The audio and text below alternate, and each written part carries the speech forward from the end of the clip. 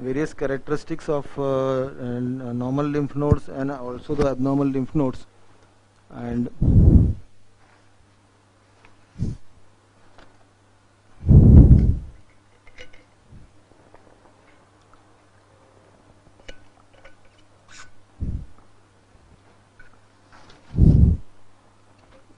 how you can try to differentiate them.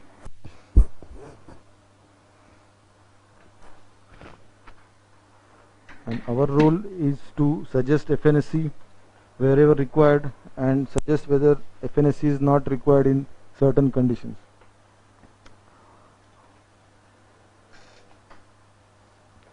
Sir, को दिखा दो ना question.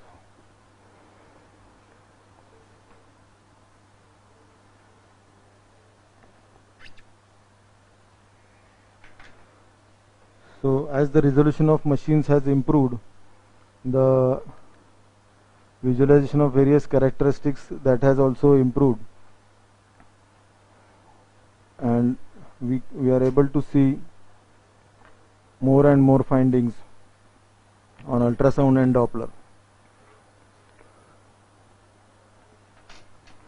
So the cervical lymph node involvement is quite common in inflammation, tuberculosis and malignancy. Tuberculosis forms a significant number of patients in our region, and so assessment is important as because it affects the treatment planning and prognosis. We know ultrasound is excellent in evaluating neck nodes and as a guidance to FNA for obtaining cytology. And how we scan or how we do it is by grayscale sonographic features, power Doppler features, and of course serial monitoring of nodal size and the vascularity that is useful in attaining the diagnosis. As regards size of the lymph node, cervical lymph node, there are multiple size criteria giving in multiple references. The size ranges from 7 millimeters to 3 centimeters. It is different as per site and age. As we have seen, the level 1B and 2A are more likely to be affected by benign pathology, and they tend larger and more numerous in younger patients and children especially. The measurement of the nodes in short axis is advised, and nodes more than 15 mm are definitely pathologically enlarged. Size between 10 to 15 mm can be reported as pathologic. So size is not a reliable marker. Why? Because small nodes can harbor small metastasis. They will not cause expansion of the node, as Dr. Sandeep has told you how the metastasis affects the lymph node and how the cortex increases on a malignant lymph node, and how total lymph node is involved in a reactive node, and how the total lymph node as such enlarges in a reactive or inflammatory conditions. So benign nodes can be enlarged due to hyperplasia or inflammation, and the size less than 1 centimeter, you have to be careful. You evaluate other features than size, and when you find some abnormal feature, it is advisable to do a FNSC. In children, I found this recent article whether the short axis diameter more than 15 millimeters for level 2 and 10 millimeters for other cervical nodes can be taken as abnormal. They have done study in healthy children, so we can follow that. Coming to ultrasound features, with just a revision of what has been already told. So shape, that is shortest to long axis ratio; margins, that is sharpness of the nodal border; echogenicity is comparison with the muscle; and hilum, that is linear or elliptical hyperechoic central structure that connects the internal node with the adjacent perinodal fat and contains vessels. So ultrasound features, whether they are oval or round, whether the margins are well defined or ill defined, whether the echogenicity is hypoechoic, isoechoic or hyperechoic, or whether the hilum is there or not, necrosis is there or not, calcification is there or not, matting is there or not. And then the internodal vascular pattern, whether it is a hilar type of pattern, whether it is a peripheral pattern, or whether it is a mixed pattern, or there is no significant vascularity or avascular is there. So this is the normal node showing normal characteristics. Width is more, echogenic hilum is there, shape is normal, This is another node where you can see the height is more. The node is more hypoechoic than the muscle, and then this is one node which shows almost anechoic ecotexture and on the round shape. While other node showing more ecotexture or hyperechoic than the muscle. This is the hypoechoic, this is anechoic. So these various characteristics we can very well pick up on ultrasound. So as I have told, larger than 6 millimeter nodes can pick up, they can show us the hilum, that echogenic hilum, and then we can detect the hilar artery and the branching with the high resolution probes. Necrosis is quite common, in inflammatory as well as in this tuberculous conditions, and the cystic necrosis appears as anechoic areas. Gross necrosis, cystic necrosis, we can see it nicely. The coagulation necrosis, it appears as less echogenic than hilum, but there is no cystic areas seen. Calcification are seen in punctate hyperechoic foci with or without posterior acoustic shadows. So this is an example.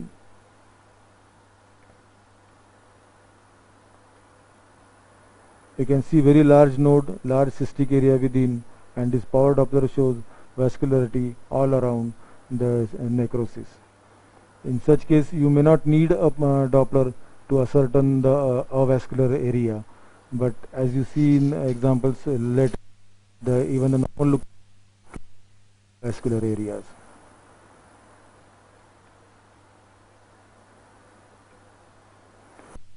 So this is the enlarged lymph node, overall hypoechoic ecotexture. Well seen, but you can see that small hyperechoic area line here. On our Doppler, you can see that there is a hilum which is splaying has occurred. This is a little bit avascular area, and the hilar vessel, the branching has splayed into upper and lower pole, and you can see vascularity both sides. So there is no cystic area within, but still there is a vascular area, and this can represent a necrosis. Again, this node shows some small cystic area, and on power Doppler only the one side of the node is vascular, and other side doesn't show any vascularity. Matting is clumping of multiple lymph nodes, and the in-between nodal border is disrupted, as you see here, or as you see here. Here the size is increased and there is matting. Here the size is not increased, still there is matting. So you can see all sorts of things while doing ultrasound. After ultrasound features, power Doppler features like the intranodal vascular pattern. What is it? It is a distribution of vascular flow signals within the lymph node. So the hilar vascularity, as you have seen in the demonstration, what is it? It is the central flow signals, and it's branching radially from the hilar structure. In a peripheral vascularity, you will see the flow signals along the periphery or the capsule of the lymph node, and in mixed, you can see a hilar on one side and peripheral on the other side. Avascular, definitely there is no vascularity due to necrosis. So this is an example of a lymph node. So this is a hilum. You can see on regular Doppler that branching is there uniform, and if you see this power Doppler, you can see beautifully the branching is seen almost extending up to the margin of the lymph node. This is an example of peripheral vascularity. You can see that node is heterogeneous. It's not very much enlarged. You see it is smaller than a common carotid artery, but still it shows so many heterogeneous features. That's what I said, ki size doesn't matter here. Shows cystic areas as well, and you can see vessels everywhere in the capsular or the peripheral part. There is no hilar vessel there. This is an example of avascular lymph nodes. Almost they don't show any color flow pickup. The B mode characteristics, they are hypo to anechoic. Hilum is lost. Shape is round, not height more than width, but there is no vascular. That means they are almost completely necrosed lymph nodes. So the normal lymph node, one more times we will revise.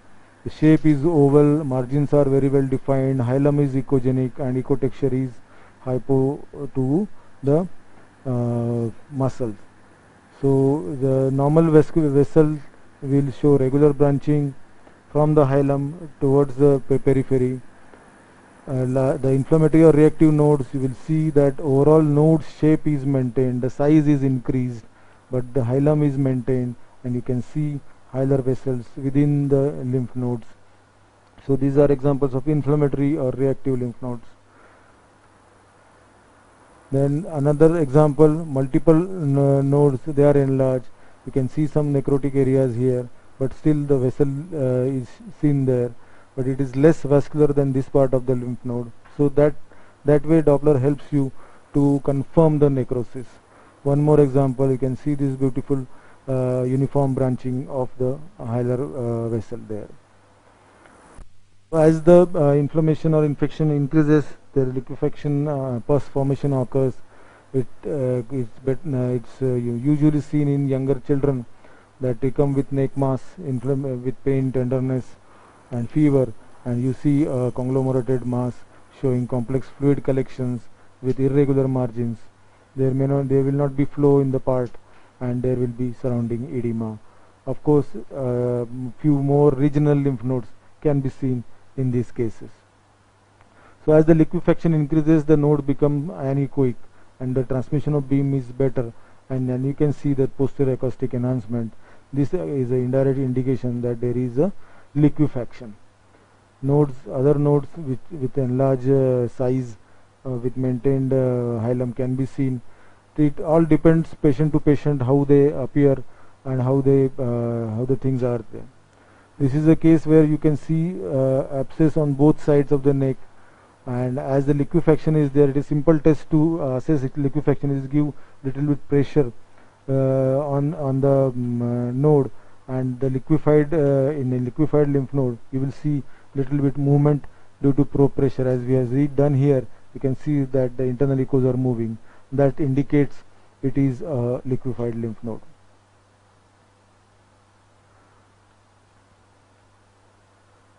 Coming to tuberculous lymphadenitis, certain features have been described in various literature, as they are usually hypoechoic. They can show strong internal echoes.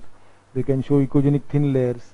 Nodal matting is a feature of tuberculosis. You can have soft tissue changes, and then displaced hilar vascularity is a feature. This one study says that when we get two or more category, the sensitivity, specificity, and other indices of diagnosing tuberculous lymphadenitis is better. So it's a combination, it's a team of multiple features that we always consider while characterizing the lesions. So this is an example, multiple lymph nodes of varying size, and they are hypoechoic, but you can see the echoes within them, they are quite evenly distributed and dense. Hilar vessel is seen in the cinar loop, but the hilar vessel doesn't show blood supply, or the vessels are not seen up to the periphery, so there can be some necrosis there. So such strong internal echoes are quite indicative of tuberculous infiltration of the lymph nodes. Echogenic lines have been described in some articles. So they corresponds to the specific granulomatous tissue layer surrounding the caseous necrosis. There are proliferation of multiple cells, and you can see them as the dense echogenic lines within the lymph nodes. This example I was referring to while doing demo, this was only 3-4 nodes at level 6. You can see here subclavian artery there, and the only 3 to 4 nodes were seen, and they were showing hypoechoic echo texture with all these findings. FNAC was suggestive of tuberculosis. So another example where you can see there are necrotic nodes, and you can see these echogenic lines within in various nodes at various points. So this can be a strong indicator of a tuberculous lymphadenitis. This is an example of splaying of hilum due to necrotic area in between. The hilum is splayed, one branch is going this way, other is going this way. There is no uniformity, and also B mode features are indicative of that there may be a tuberculous etiology. See, very small nodes are there, but still if you do Doppler, if there is a vascular area in between, and there is a splaying of the hilum, and these features they denote that there is a possibility of tuberculosis there. So example of matting, these multiple nodes, they clump together and the internodal surfaces are lost, and once you see them you can definitely say this is a tuberculosis. So as the pathology progresses, then there is tendency to form sinus, the exudate from the lymph node comes out, and then it can form a sinus, and patient presents with sinus, mostly in tuberculosis lymph nodes. Many a times patients are asymptomatic. They comes with sinus, and you can find multiple nodes involvement there on one side or both side of the neck. So as I said, if you see any one abnormal node, you have to completely survey the neck in all levels, as well as supraclavicular, little bit deep inside, on laterally also. See, this was a single node here sitting in between the aorta and subclavian artery, and this node showed all what you can say abnormal characteristics, and we tried FNSC there. That is the needle tip going in the lymph node and doing a FNSC there. So because it was very close to the arteries, we did it under direct guidance, and always you should know where the tip of the needle is going. Coming to next set of involvement is neoplastic. The neoplastic nodes, they can be normal also, but if abnormal, they will show certain features. So shape, they can have bizarre shape, the height more than width, then the margins can be defined or sometimes ill-defined. The ecotexture will be heterogeneous in many cases, and as you see here, there will be a capsular vessels or capsular or mixed pattern of vascularity can be seen. So this is a small node showing cystic areas and echogenic areas, and you can see multiple capsular vessels there. There is no hilar vessel or branching of that vessel. In papillary carcinoma of thyroid, many a times the metastasis or the lymph node is echogenic than the basic lesion. As you see here, there is a suspicious nodule in the right lobe.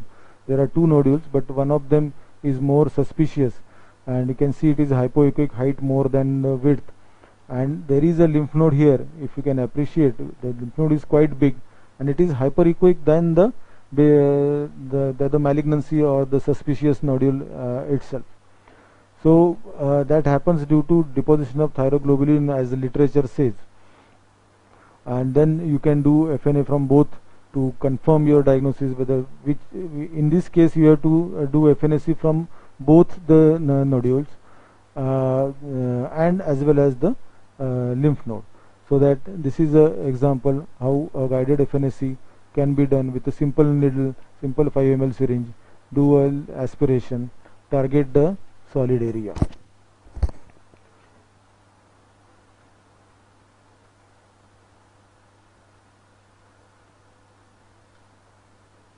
Yeah, one more example. This is what you can say left lobe thyroid. You can see a lesion with ill-defined margins. It is extra thyroid extension. All features of malignancy, hypoechoic, little bit hypoechoic areas there, and there was a big node, and that node was somewhat compressing the jugular vein, as you see in this color Doppler, extrinsic compression of the jugular vein, and the vascularity you can see is multiple type, I mean to say. You can see that there is a hilar vascularity as well as there is a peripheral vascularity. The hilar vascularity is seen here on this side. See here on this side, branching is seen, but the capsular vessels are seen on other side. So this is a mixed pattern of vascularity shown by the metastasis of a carcinoma thyroid. So I just made a chart of how you can have mix and match the things.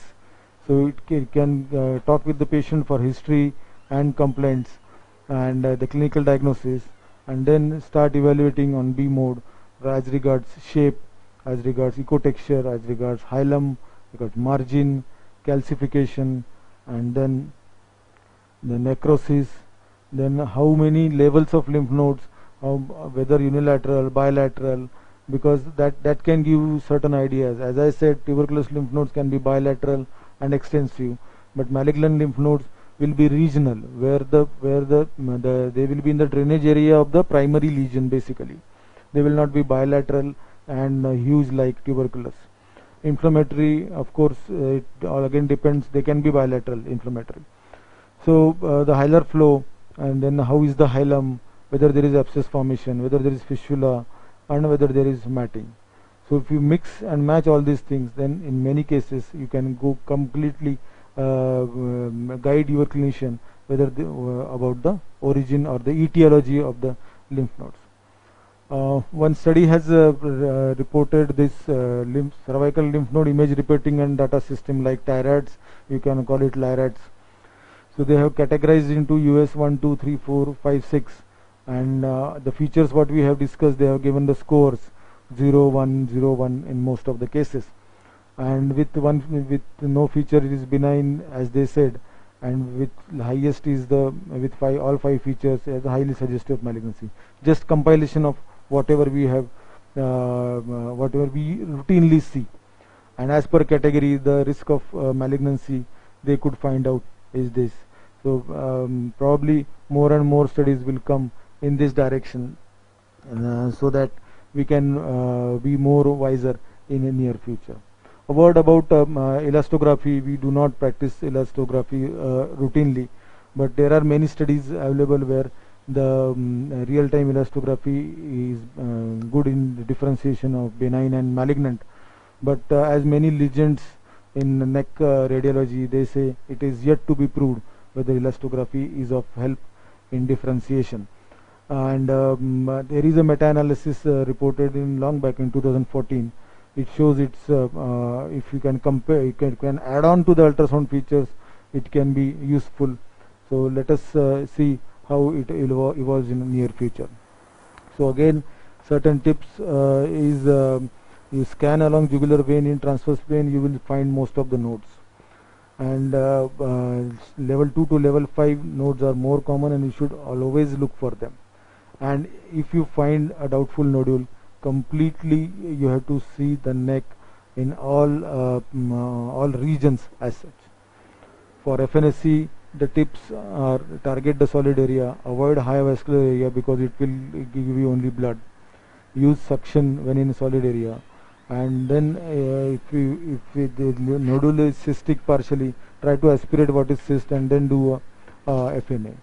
And if you find abnormal color pattern, as we have seen in that example, do a FNA, and always select a less vascular lymph node so that you get a more chance of getting tissue, because FNA gives a very small amount of tissue, and therefore in very small nodules you cannot do biopsies. So find out a nodule which is a node which is abnormal as well as less vascular. And if squamous cell carcinoma lymph node metastasis are suspected, they tend to get necrosed more. So try to do a FNA from periphery. So what is our role while doing neck ultrasound for lymph node is, first is identify which are not clinically identified, and once identified, look for primary in case you suspect there is a malignancy, and then try to characterize them, give a possible etiology, give differential, then advise or do FNA as the case may be, and definitely follow-up of this patient is quite important in a management of the patient. With this we come to the end of this lecture. I think we have got a few cases. We'll try to see what we have seen in the lectures. Right.